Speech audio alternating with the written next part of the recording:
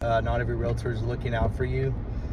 Dealing with a customer who had a realtor call me. He wanted me to come out and do an inspection on a crawl space.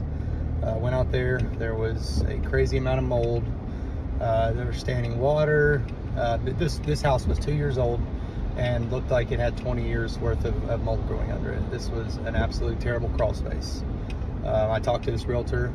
He wanted me to basically do some stuff that was extremely unethical. He wanted me to basically just treat the visible areas, and he wanted me to install a dehumidifier. And I stressed to him that just a dehumidifier in a crawl space like this won't fix the problem.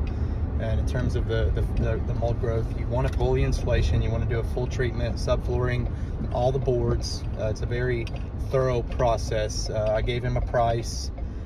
He told me that he found somebody cheaper, and he quoted that they had hundreds of, or actually thousands of reviews. And there's only one company in Nashville that has over 1,000 reviews, and it's one of the largest companies in the area.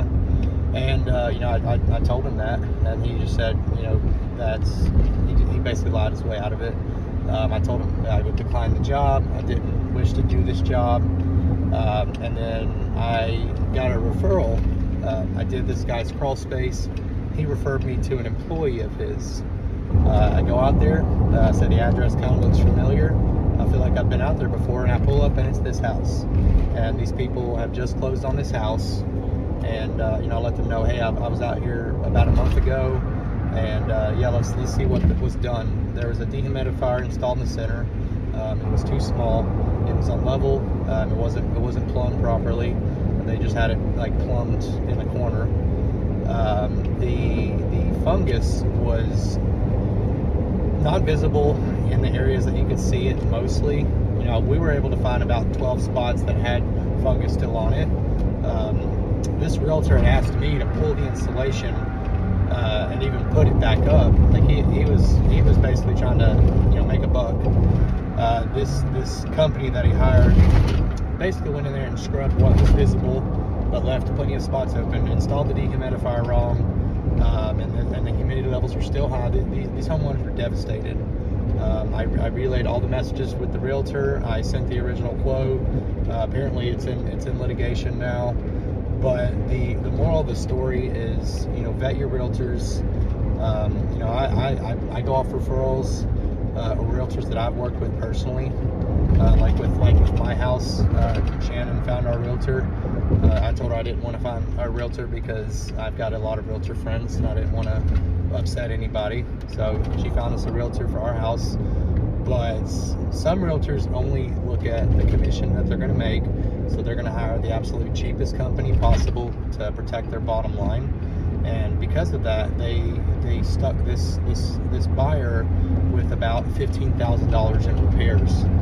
And obviously we took care of the problem, did it properly, and now they're in court.